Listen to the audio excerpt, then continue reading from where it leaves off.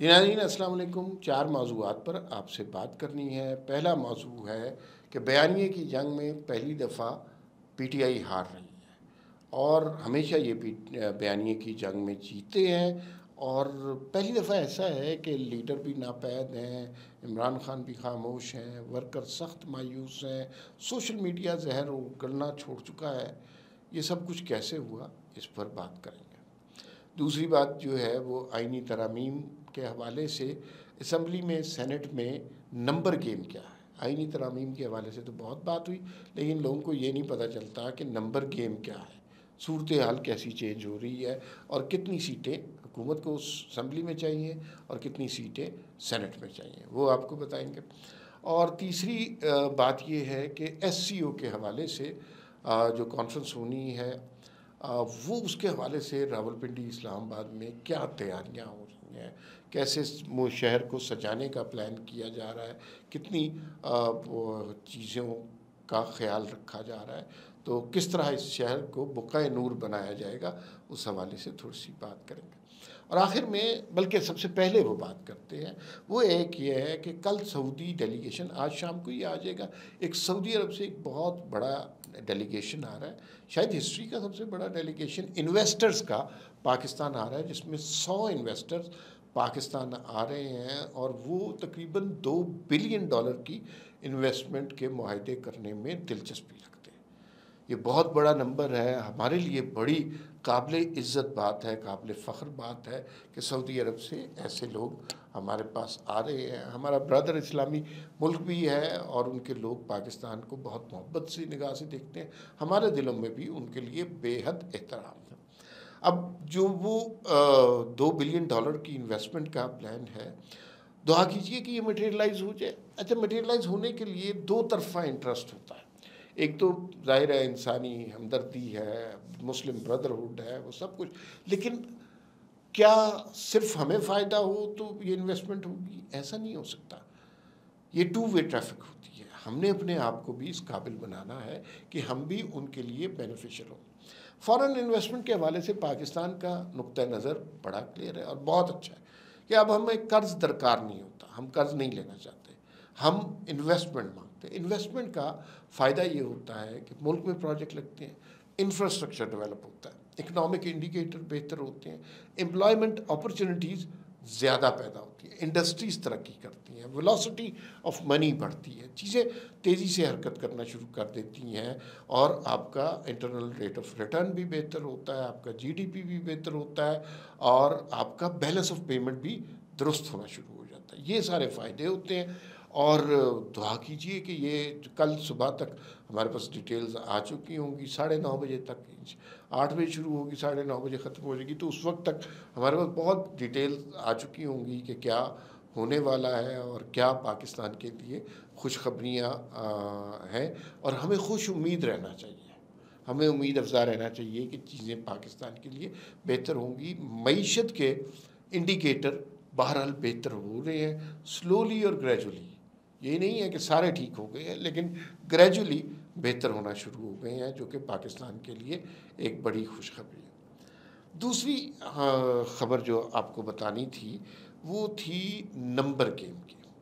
Number game जो है आइनी तरामीम के हवाले से बड़ा इम्पोर्टेंट हो गया है। लोग समझ रहे हैं कि आइनी तरामीम की ये तरमीम निकाल दें, वो तरमीम, ज़्यादातर बहस उसी पे हो रही है, लेकिन ये कैसे होंगी, मटेरियलाइज कैसे होंगी, उसके ऊपर कम बात हो रही है। तो हमारे रिपोर्टर हैं बिलाल भाई साहब, उन्होंने एक रिपोर्ट छापी, उसके अंदर सारी तफसीलात बता दी हैं कि ये नंबर गेम है और उससे आपको भी अंदाज़ा हो जाएगा कि कौमी असम्बली में कितनी नशिस्तें दरकार हैं और सेनेट में कितनी नशिस्तें दरकार हैं। तो वो सुन लें।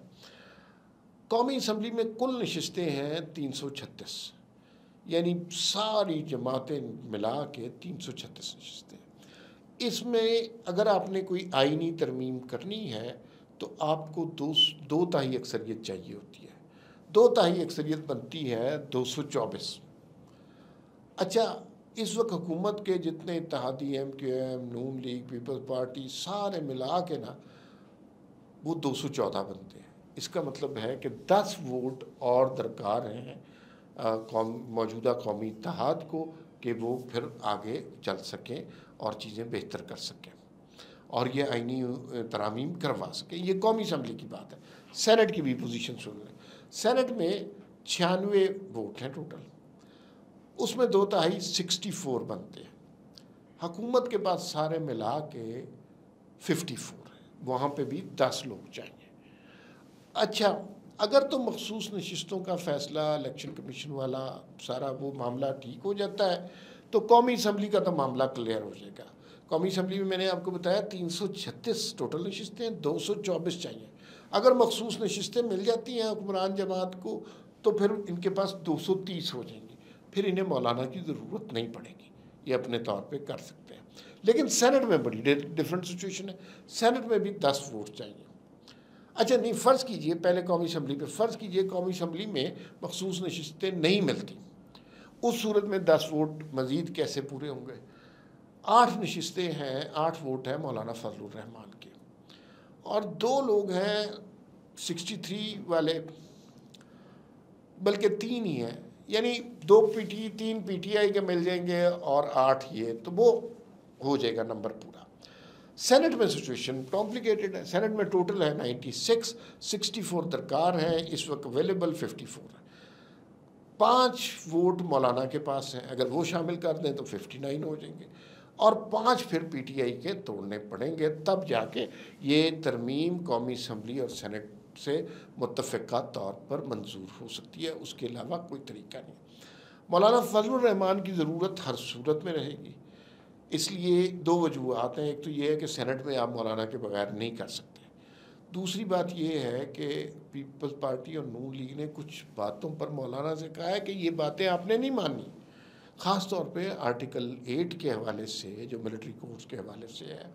हुक्मरान जमात को सबसे ज़्यादा फ़िक्र ये है कि आज हमने इसको कह दिया कि ये बनाएं, कल को ये हमारी गले आएंगे और हम इन्हीं की वजह से जेलों में पड़े रहेंगे। और जो मौलाना बात कर रहे हैं ना कि आइनी बेंच बना दें, आइनी बेंच असल में यही चीज़ है जो मौजूदा सुप्रीम कोर्ट ही है, इसलिए कि उसके अंदर भी टोटल वही एक चीफ जस्टिस होगा, 4 सीनियर जज हो जाएंगे, तो उससे तो सूरत हाल कोई फ़र्क नहीं पड़ेगी। आइनी कोर्ट का मतलब ये है कि एक सुप्रीम कोर्ट हो जो अवामी मुकदमात का फ़ैसला करे, एक आइनी कोर्ट हो जो आइन के मामलात का मुताला करे और उसके मुकदमात देखे। सुप्रीम कोर्ट का इससे कोई ताल्लुक़ ना हो। ये सिर्फ हमारे यहाँ असल में सुप्रीम कोर्ट को आइन की तशरीह में लगा के उन सारे मुकदमे रह जाते हैं और सुप्रीम कोर्ट ये काम कर नहीं पाती। तो खैर ये सूरत हाल है, देखें क्या बनता है। बयानिए की जंग, उस पर बात कर लेते हैं। अली अमीन गंडापुर ने जो कुछ इस्लामाबाद में किया, अपने वर्कर्स को तनहा छोड़ा और फिर उसके बाद चुपके से निकल गए। दूसरी दफ़ा ये किया और फिर पेशावर असम्बली जाके जो कहानी सुनाई, उससे पीटीआई के बयानिए को बहुत ज़ख्म पहुंची है। पीटीआई का बयानिया हमेशा चलता रहा, कीमतें इमरान खान के दौर में बढ़ती रहीं और वो लोगों को तसल्लियाँ देते रहे कि आपने घबराना नहीं, और लोगों को मनवा सकते थे, मनवा लेते थे। इसी तरह जब उनकी हुकूमत ख़त्म हुई, उन्होंने एक कागज़ लहराया कि ये अमेरिका ने मुझे लाया, और वो बयानिया चला दिया। उसके बाद इमरान खान जेल में गए, फैज़ हमीद का कोर्ट मार्शल हुआ, उनका बयानिया फ़तह हासिल करता रहा। ना इस्टेब्लिशमेंट इमरान खान को हरा सकी, पीटीआई के बयानिए को ख़त्म कर सकी, ना नून लीग। अली अमीन गंडापुर ने तनहा पीटीआई के बयानिए को शिकस्त दी है। और फिर जो असम्बली में जो कुछ हो रहा है और जिस तरह की वो गुफ्तगू कर रहे हैं, उससे यूँ लगता है कि वो इमरान खान की पार्टी को ख़त्म करके ही दम लेंगे। तो जो पीटीआई के मुखालफिन हैं उन्हें बड़ी तारीफ़ करनी चाहिए अली अमीन गंडापुर की। और अली अमीन गंडापुर जो यहाँ से गए हैं ना, वो खौफ से नहीं गए, बल्कि जिस खौफ से गए हैं वो ये है कि कहीं उनकी वजारत आला ना ख़त्म हो जाए।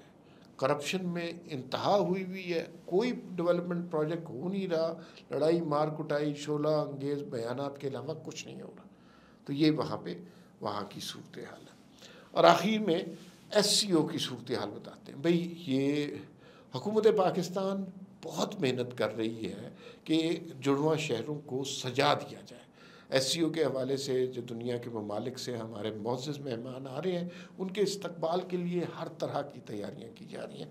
हम रास्ते से गुज़रते हैं तो सारी जगह नए पौधे लगाए जा रहे हैं, लाइटें लगाई जा रही हैं, सड़कों पे चॉकिंग की जा रही है, पुल जो हैं रास्ते में उनको ऊपर लाइटिंग की जा रही है, रंग रोगन हर चीज़ पर जो पुरानी इमारत नज़र आ रही है उस पर रंग रोगन किया जा रहा है। कहा जा रहा है कि आगे चरागाह भी होगा, लाइटिंग भी होगी और इस शहर को, इन जुड़वां शहरों को अपने मुअज़्ज़ज़ मेहमानों के लिए बुक़ाए नूर बना दिया जाएगा।